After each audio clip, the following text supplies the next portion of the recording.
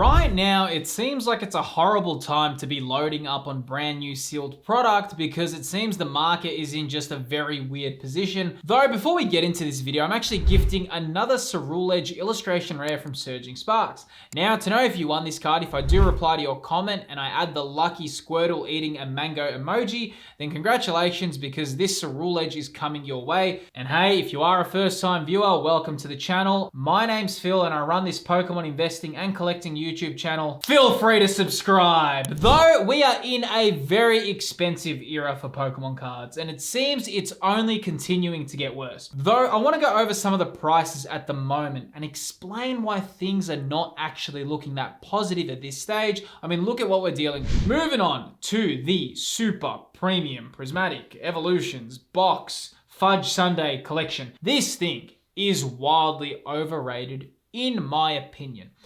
I am very, very happy to see the major price reduction it is happening right now. And I want to kind of talk about this, right? Because I think it's just gotten way out of hand, and to see the prices come down, as you can see on that graph right now, it is good. Pre-release price point for this was 522 USD. What a wild price tag for this. Thankfully, you can see it was on a pretty strong downward trajectory, now sitting at 223 US. I still think that's very expensive for this.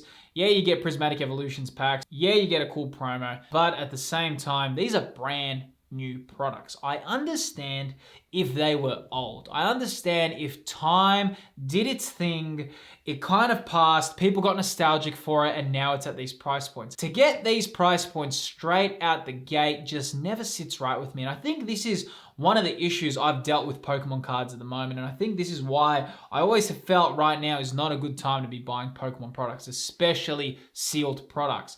It's because you're paying more than retail for things that are brand new. I've never had any problems with paying for Pokemon products years after they release, but time has done its thing, and now they've kind of entered that nostalgic territory. They're kind of more in demand. They've become a little bit rare. I understand that. That's kind of the heart of Pokemon investing. What has been a major turning point for a lot of people who've been collecting for a while is this new era where products become so expensive the moment they release. I think that's a hard pill to swallow for a lot of collectors. And I think there's nothing wrong with saying, hey, I want Pokemon products to go back to normal prices. You know, when I started this channel, I would film myself opening those Pokemon products on the channel. It was something I really loved doing. Obsidian Flames, Twilight Masquerade, Temporal Forces, Stellar Crown, even Surging Sparks. When these sets came out, I was able to pick these up, usually at a good price because I'd pre-order them. I'd be able to open them on the channel, and it was actually an amazing kind of thing. I really like doing that. Right now, I find it hard to do that, man, because I was going to do that with Journey Together, and then I saw the prices of Journey Together, and I was like, you know what? Maybe I'm going to take this on the back seat. Maybe I'm going to pause and not do this. So I'm hoping as the kind of months go on, especially after Black Bolt and White Flare, that we do return to some level of kind of normal consumer behavior with Pokemon cards. But moving on, we can also see some of the singles are also finding weird positions in the market. Check out the Surging Sparks Pikachu.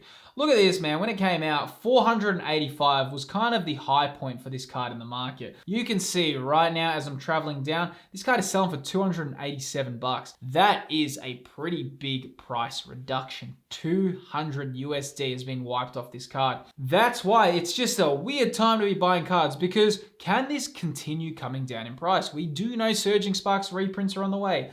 Yes, it is an amazing set. No one's going to deny that Surging Sparks isn't a good set. But really, brand new Pokemon card that came out, no other card for such a long time even kind of touched that price point. This Pikachu came out, got that price point. Everyone was like, yeah, okay, we're going to deal with it. Here's the thing though. Now I think people are sobering up, and I always call it sobering up because that's kind of what it feels like. It feels like everyone's being drunk off just happiness and FOMO and overpaying on all these kind of things.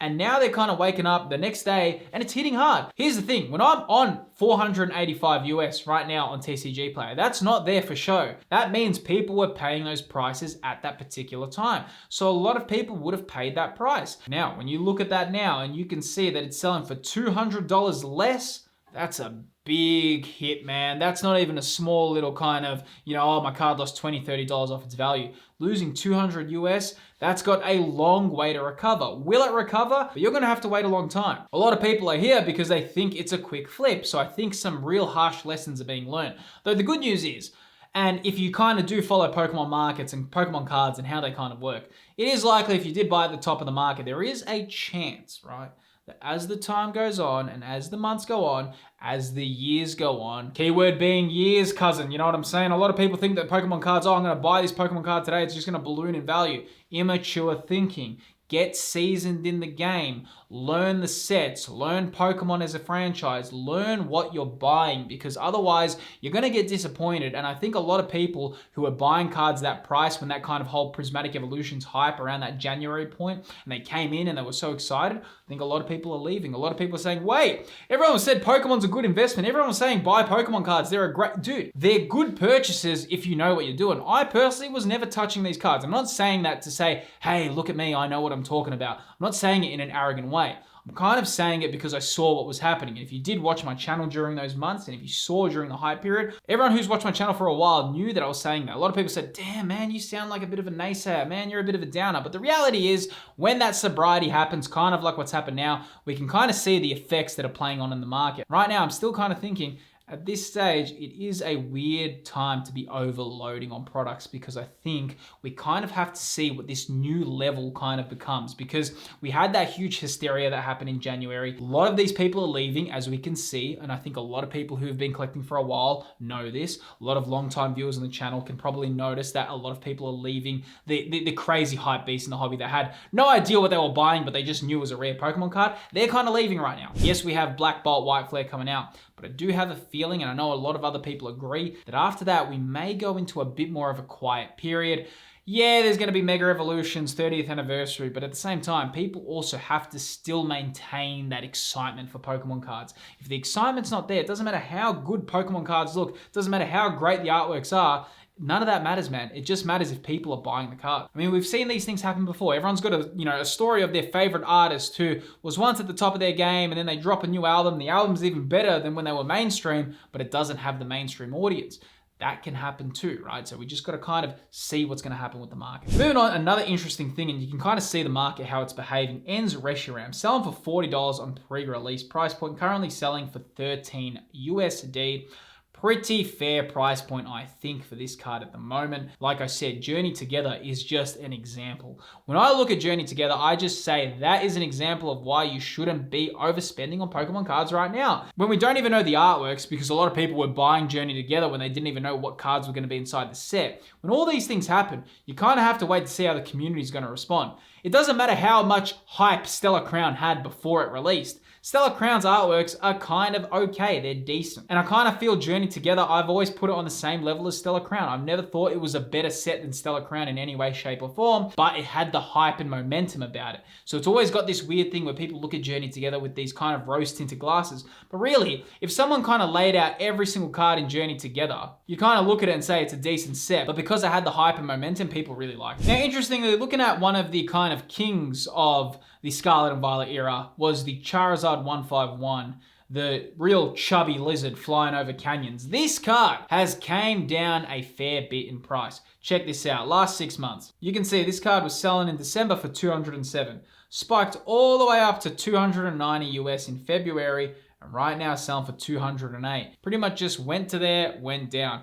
Wasn't market manipulation. I can't explain what happened a lot with this. Blooming Waters came out. A lot of people were like, Pokemon 151, can't wait to see it. But what they didn't account for, hey, when a lot of people open up Blooming Waters, you know what's going to happen? A lot more of these singles are going to come on the market, and that's exactly what's happening. It's kind of what's playing out right now. A lot of those Blooming Waters singles have come on the market, and it's pushing the price down. Same thing when we look at the Lillies Clefairy from Journey Together. I really rate this card. Out of Journey Together, this is one of my favorite cards. I actually think it's a really cool artwork. But you can see pre-release selling for 330 US. Pretty brutal pullback, man. Selling for 161 US at the moment. A lot of people thought this card would just go upwards, kind of like what was happening with the Evolutions from Prismatic Evolutions. A lot of people thought that, man. Journey Together, there was so much hype around that set. Right now, I think a lot of people just look at Journey Together as okay. I mean, if you can get it sealed, more power to you. If you can't, I don't think people care that much. Moving on again, as you can see, the Leafeon from Prismatic Evolutions. This is what I mean, man. This is why it is one of the worst times to be buying Pokemon cards, especially at these prices. Look at this. Leafeon was selling for $356 in February. Went up to $471. Now it's down to $390 US. That is in the last 3 months. Way too volatile. This is why you don't even know where they're going to go next. Is it going to continue to come down in price? Probably. Is it going to just spike up and go up in price? Who knows? That's why it's just such a weird time to be involved in the Pokemon TCG at the moment. Now also, if you are new to the hobby, well, welcome aboard. But also, if you do have Pokemon related questions, or you've got cards that you want to get graded and you want a second opinion, feel free to join my channel's Discord server. You'll also be first in line to hear about Discord exclusive giveaways. The server invite is in the video's description. Well, you can kind of see the Giratina VSTAR in the last 3 months when we're looking at that graph, that's gone down quite steadily too, pretty quickly. You can see this card was selling for $212 in February, right now selling for $170 US. That's not a shy amount off its value, right? I mean, it's gone down a fair bit. You can definitely see that the low point this card had was around 95 US. That's when the Sea and Sky boxes came out, right? Very similar to Blooming Waters for Pokemon 151, but they were for Crown Zenith. You can see they kind of made the prices of singles tumble down. Then Giratina VSTAR found a high point around 215 US, right now selling for 171. Who knows what's going to happen? Maybe as we get further and further into summer, this one may continue to come down in price. But like I said, no one can kind of predict the market at the moment. And I think it's a big lesson for anyone collecting Pokemon cards right now. Same thing when we look at the Mewtwo VSTAR from Crown Zenith as well. Check this one out. Selling for 126 US. Fell down to around $91. Right now, actually had a little bit of a recovery at 100. I still think at the moment though, because it is the summer period, it's a little bit weird to see where this card will go in particular. I do think this is one of the top artworks from Crown Zenith. To me, it's an awesome card. Really rate it. But at the same time, we are just going through a weird period with Pokemon cards at the moment. Though I think a lot of people are making mistakes right now in the hobby, and I think it's important to avoid common Pokemon investing mistakes. And if you do want to sharpen your knowledge and learn about some of the most common Pokemon investing mistakes, I do cover that in this video right here. If you want to get up to speed with the complicated world of Pokemon investing, feel free to click that video on screen and you'll learn more about it there. Click that video that's appearing and I'll see you on the next video.